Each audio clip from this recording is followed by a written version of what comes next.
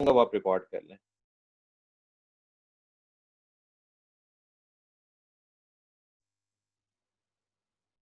अच्छा, अब्दुल रहमान और अली अहमद जकी, ये भी, चलो मैं इनको भी दे देता हूँ परमिशन।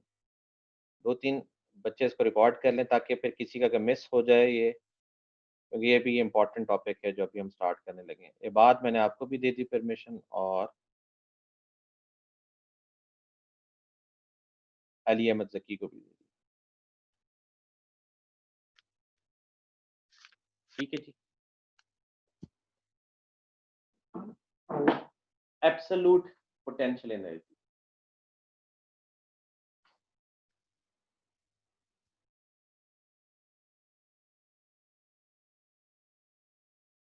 एब्सोल्यूट,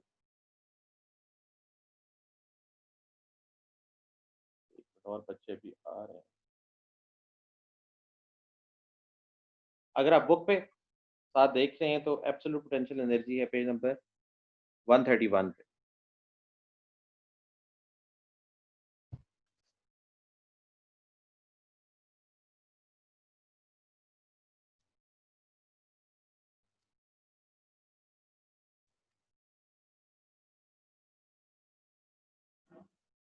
ठीक है।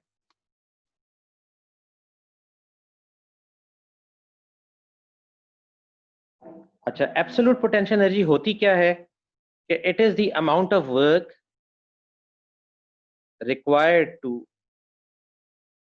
अगर आपके पास there is an object on the surface of earth, एक ऑब्जेक्ट पड़ा हुआ है मेरे पास, the amount of work I need to move this object from this point to infinity,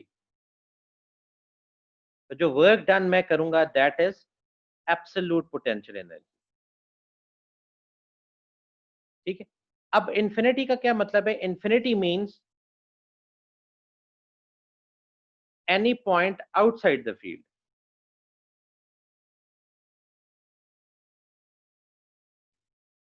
any point outside the gravitational field. इसका मतलब ये है आसान अल्फाज में कि the work done in moving an object from a point on earth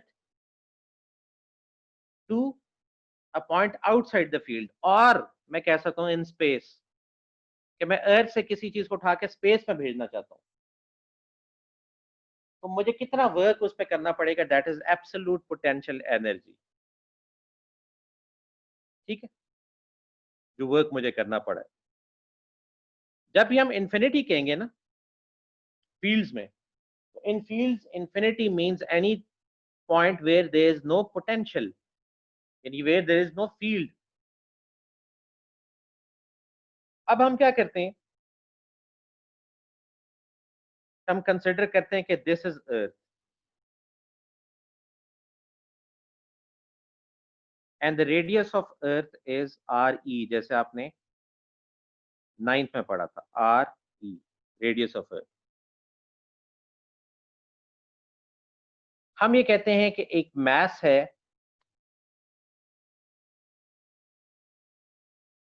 mass M, वो अर्थ के एनवायरनमेंट में किसी पॉइंट पे पड़ा हुआ है, और हम ये कहते हैं कि उस पॉइंट का distance from the centre of अर्थ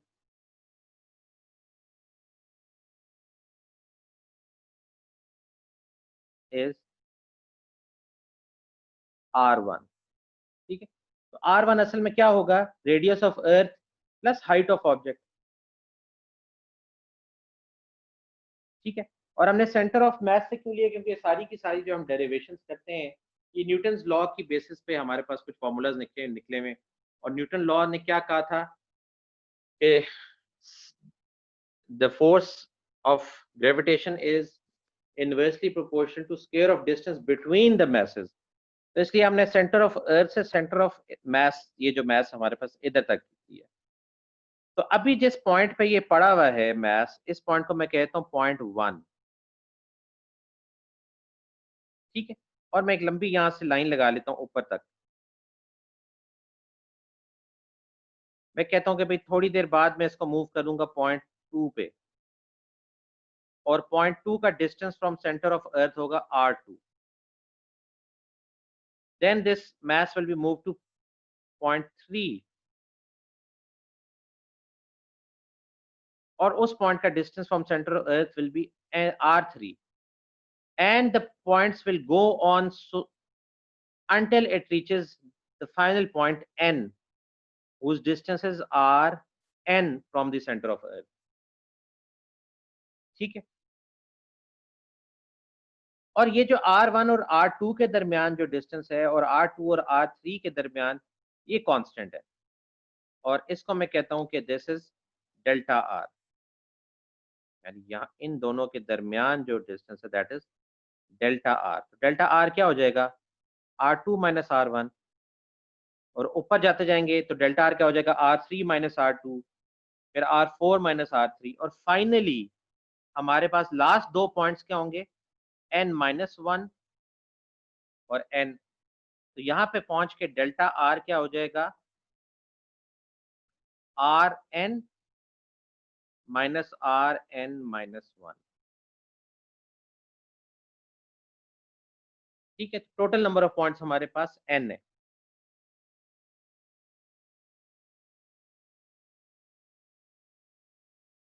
अब देखें, जो मुझे सबसे पहले, मैंने इस मैथ्स को ले गया फ्रॉम 1 टू 2, फिर मैं ले गया फ्रॉम 2 टू 3, फिर ले गया फ्रॉम 3 टू 4, करते करते मैं इसको n तक लेके गया।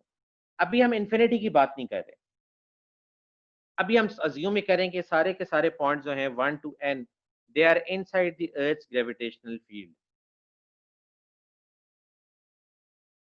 ठीक,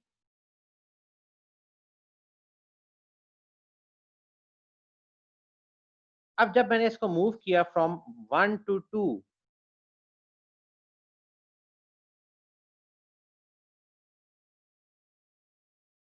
तो जो फोर्स मैंने लगाई multiplied by delta R is the work done. जो फोर्स मैंने लगाई इसको ऊपर ले जाने के लिए, इनटू डेल्टा आर।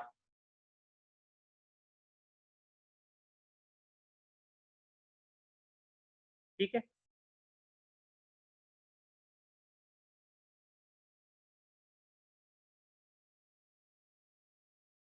अच्छा, इस फोर्स को हम कह देते हैं कि this is the average force. Average force क्या होती है, जैसे आपने लास्ट चैप्टर में पढ़ा था ना, कि फाइनल फोर्स, जैसे उसमें एवरेज वेलोसिटी थी तो आपने कहा था final velocity plus initial velocity divided by 2। इसमें फाइनल फोर्स को ये हो सकता है शुरू में आप आहिस्ता, या शुरू में आप आहिस्ता मूव कर रहे हो, बाद में आप ज्यादा फोर्स लगा दें, तो final force plus initial force divided by 2 होगी एवरेज वेलोसिटी, एवरेज फोर्स। अब जो फोर्स आप इस पे लगा रहे हैं, that is exactly, that should be exactly equal to the Newton's gravitational force between the two masses. जैसे हमने अभी पीछे पढ़ा है ना, gravitational work done against gravitational field, जिसमें हमने जो फोर्स लगाई थी किसी चीज को लिफ्ट करने के लिए, तो हमने कहा था कि that should be exactly of equal to the weight of the body. कम से कम इतनी होगी ना, उससे ज्यादा अगर हम फोर्स लगाएंगे तो फिर तो बॉडी ऊपर की तरफ एक्सेलरेट करना शुरू कर देगी, फिर तो नेट फोर्स होगी ना अपवर्ड। तो मिनिमम हमें उसके वेट के इक्वल तो फोर्स लगानी पड़ेगी। यहाँ भी हमें जो फोर्स लगानी पड़ेगी that would be equal to Newton's gravitational force. वो क्या है, G M mass of earth into mass of body over r square। ये थी ना, ये आपने 9th क्लास में पढ़ी थी, न्यूटन्स ग्रेविटेशनल फोर्स। अब हम चूंकि एवरेज फोर्स ले रहे हैं, तो फिर हम यहाँ पे डिस्टेंस भी कर देंगे एवरेज डिस्टेंस बिटवीन देम। जैसे फोर्स में होता है final plus initial divided by 2, तो डिस्टेंस में भी होगा final plus initial divided by 2। Average force से तो पुट कर ली, ये हो जाएगा 1 work from 1 to 2 is equal to G M E M over R average square into delta R. Delta R को हमने पीछे क्या कहा है, R2 माइनस R1।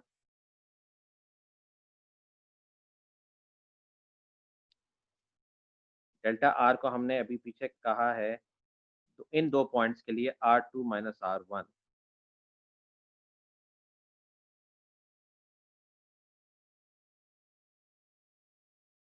ठीक है, और एवरेज डिस्टेंस जो है वो हो जाएगा R1 plus R2 divided by 2, final minus initial divided by 2। जहां से वो स्टार्ट हुआ है वहां पे डिस्टेंस फ्रॉम सेंटर ऑफ अर्थ था R1, जहां वो रुका है वहां पे डिस्टेंस था R2, तो दोनों को हमने ऐड करके डिवाइडेड बाय 2 कर लिया। ठीक है, अच्छा इसमें अभी थोड़ी सी हम मैथमेटिक्स लगाते हैं, और वो क्या है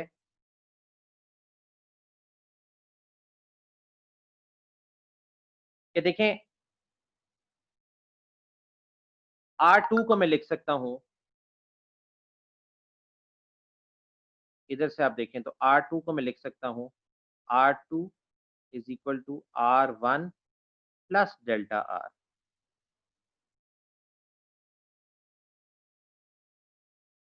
ठीक है, यानी R2 में R1 में डेल्टा आर ऐड करेंगे तो R2 बन जाएगा, और इस R2 को मैं इधर पुट कर लूं तो average distance will be R1 plus R1 plus delta R divided by 2। ये हो जाएगा average distance is equal to 2R1 plus delta R divided by 2। अब हमने असल में तो इसको पुट करना है ना ऊपर, यहाँ पे डेल्टा आर की वैल्यू भी पुट करनी है और यहाँ पे एवरेज रेडियस एवरेज डिस्टेंस का स्क्वायर भी पुट करना है। अब क्योंकि स्क्वायर पुट करना है ना,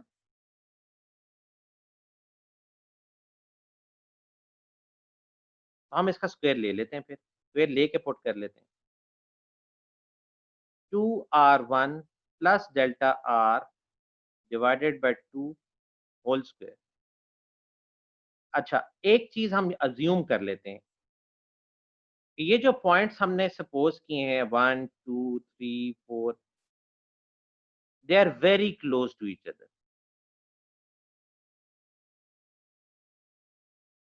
और delta R is very small.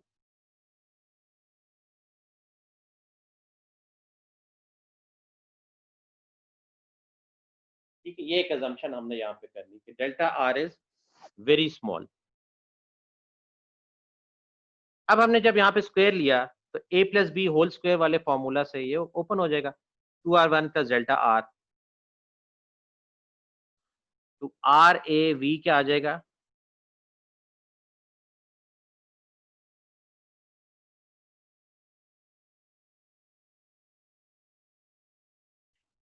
2R1 का हमने स्क्वायर लिया तो हो जाएगा 4R1 स्क्वायर, डेल्टा आर का स्क्वायर लिया तो क्या हो जाएगा delta R square plus 2ab भी आना है ना, तो 2 × 2R1 into delta are, 2 × 2R1 into delta R divided bye, नीचे 2 है तो उसका भी स्क्वायर हो जाएगा 4।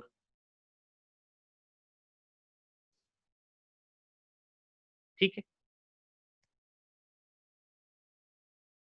और ये आर ए वी का स्क्वायर चल रहा है,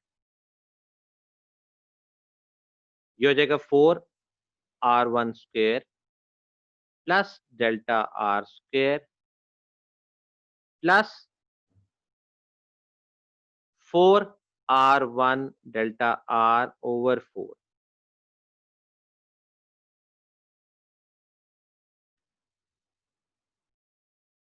अब डेल्टा आर हमने पीछे कहा दैट इज वेरी स्मॉल, पीछे हमने अज्यूम किया है कि the points are very close and delta R is very small. अब चूंकि delta R is very small, तो आपको पता है स्मॉल नंबर्स जो होते हैं, जो 1 से कम होते हैं, उनका आप स्क्वायर लें तो वो और छोटे हो जाते हैं। जैसे 0.1 का आप स्क्वायर लेंगे तो ये हो जाता है 0.01, 0.01 का स्क्वायर लें तो ये हो जाता है 0.001,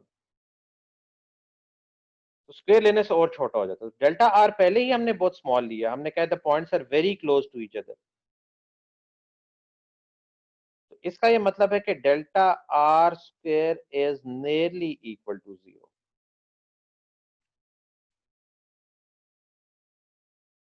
तो इसको हम इग्नोर कर देंगे, हम कहेंगे this is nearly equal to 0। तो ये क्या हो जाएगा, R A V square is equal to 4r1 square plus 4r1 delta R over 4। ठीक है, इसको हमने इग्नोर कर दिया।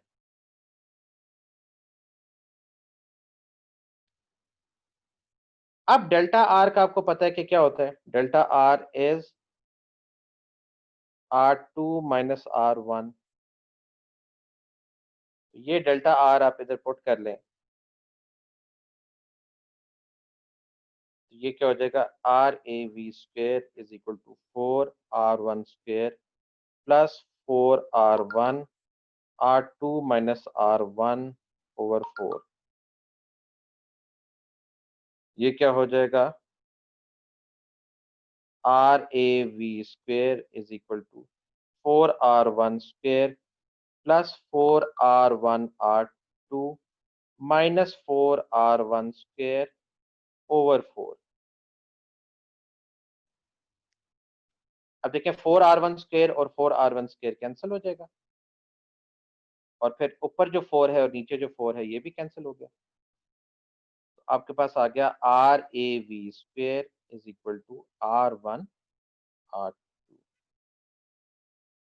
अब ये सारा कुछ हमने किया क्यों है, ताकि आर ए वी स्क्वेयर हम इधर जो ऑरेंज में लिखा हुआ है वर्क फ्रॉम 1 to 2 इधर पुट कर सकें। तो अब देखिए हमारे पास क्या है, दोबारा मैं इसी तरह वहीं से ऑरेंज में स्टार्ट करता हूँ कि work from 1 to 2 is G M E M over R A V square into delta R। तो अब मैं इसमें वैल्यूज पुट कर देता हूँ, आर ए वी स्क्वेयर आ गया मेरे पास R1 R2। So putting the values in this equation, R work from 1 to 2 is equal to G M E M over R1 R2 into R2 minus R1।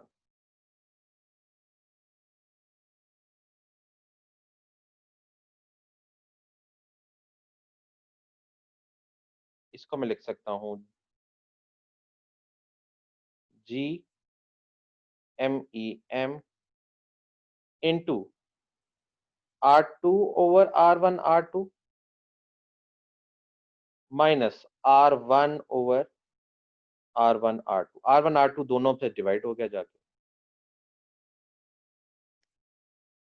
R2 और R2 cancel हो गया, R1 और R1 cancel हो गया, और ये आपके पास हो जाएगा G M E M into 1 over R1 minus 1 over R2। ये है वर्क डन फ्रॉम 1 to 2।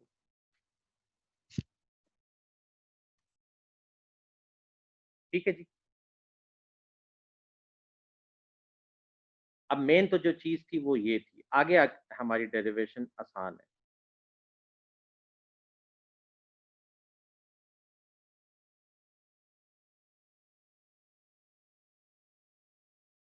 अब मैं निकालना चाहता हूँ work done from 2 to 3।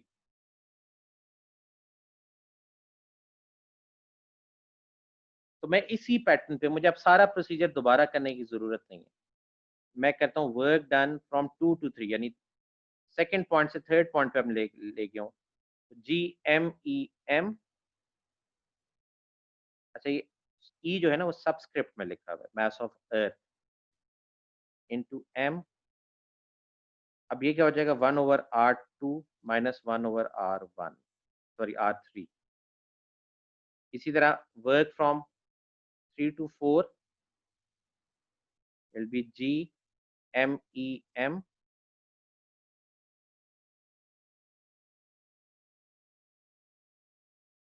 1/r3 minus 1/r4।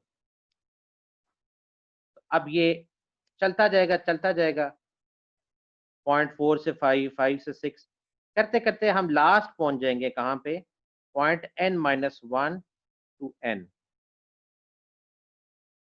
तो वो क्या हो जाएगा, GMEM 1/rn-1 माइनस 1/rn।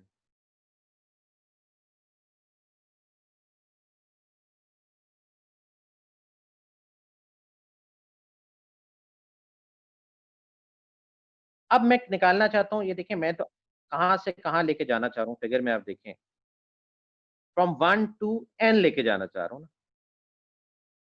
तो मैं क्या करूंगा, द टोटल वर्क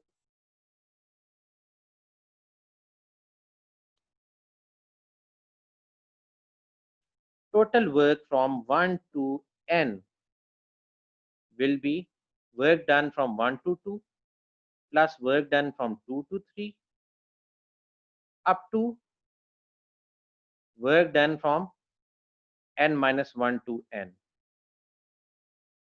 तो अब इन सबको मैं लिख लूं, ये जो पीछे मैंने निकाले हैं, 1 to 2 क्या है, GMEM 1/r1 minus 1/r2 plus 2 to 3 क्या है, GMEM 1/r2 माइनस 1/r3।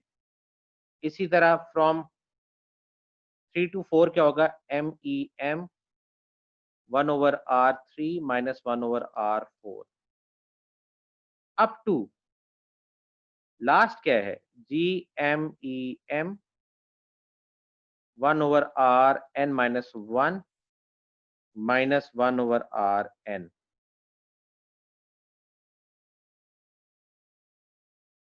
अब GMEM सब में कॉमन है, तो वो मैं कॉमन ले लेता हूँ, GMEM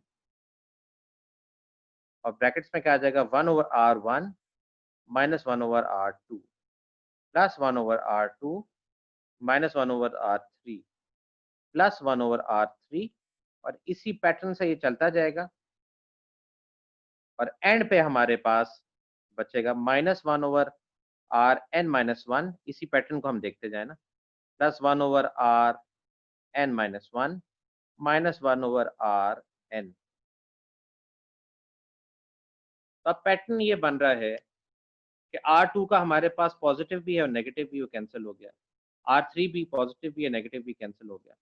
Rn-1 जो एंड पे पॉजिटिव आ रहा है, इसका मतलब उसके एक पीछे उसका नेगेटिव भी है इसी पैटर्न के लिहाज से। R1 का हमारे पास पॉजिटिव है और नेगेटिव नहीं है, और Rn का नेगेटिव है और पॉजिटिव नहीं है, तो इन दोनों को हम लिख लेते हैं। इसका मतलब है work done from 1 to n will be GMEM 1/r1 minus 1/rn। ठीक है, अब ये तो हो गया जब मैं लेके जाना चाहता हूँ 1 to n।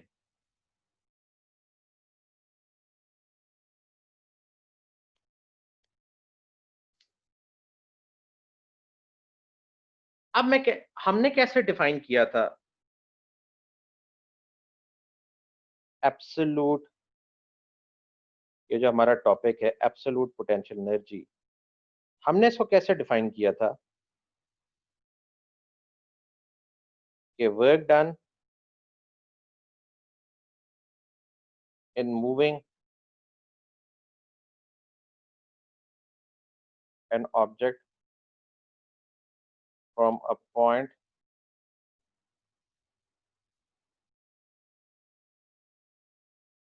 in gravitational field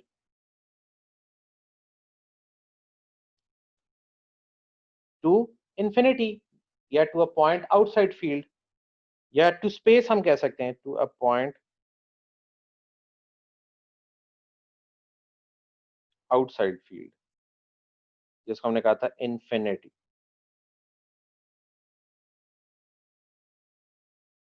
तो अब हम ये अज्यूम करते हैं कि n जो है वो infinity पे है।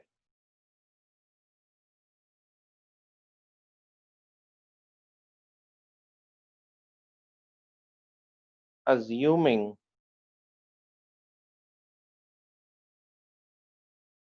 that n is at infinity तो r n क्या हो जाएगा infinity distance of that point from center of earth infinity हो जाएगा। तो अगर इधर उसको ऊपर पुट कर दें one work done from 1 to n is equal to g MEM 1 over r1 minus 1 over infinity। तो आपको पता है कि anything divided by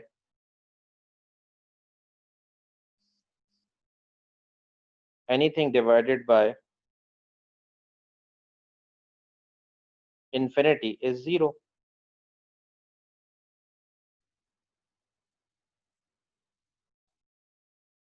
अब 1 to n की बजाय हमने इसको कर दिया ना 1 to infinity। तो work done from n 1 to infinity क्या आ गया हमारे पास GMEM over R1। इसी को तो हमने कहा है। अच्छा अब since this work is being done against the gravity और अभी हमने लास्ट पढ़ा था लास्ट टॉपिक में कि when work is done against gravity the work done is negative. हम कहते हैं एज वर्क डन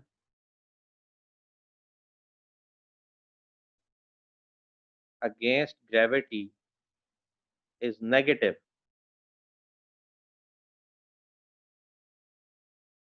हम इसको कह देते हैं 1 to infinity is equal to G minus G MEM over R1।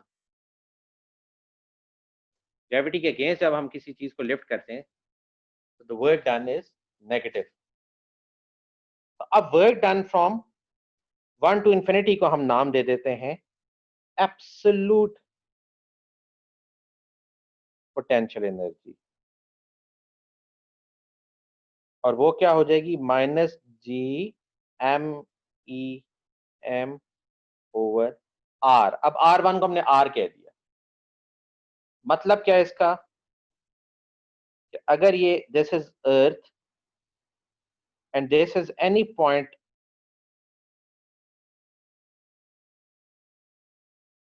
on the surface of earth की mass है and this is the distance of this mass from the center of earth is r। इस mass को उठा के infinity पे ले जाने के लिए जो work done चाहिए that work is equal to this। since it is being done against the gravity it has to be negative और r क्या है अब वो एक पॉइंट आ गया हमारे पास बाकी सारे पॉइंट्स हमने गायब कर कि this r is the distance of that point from the center of earth। ठीक है ये बहुत इंपॉर्टेंट डेरिवेशन है और आपने देखा है कि थोड़ी लेंथी है।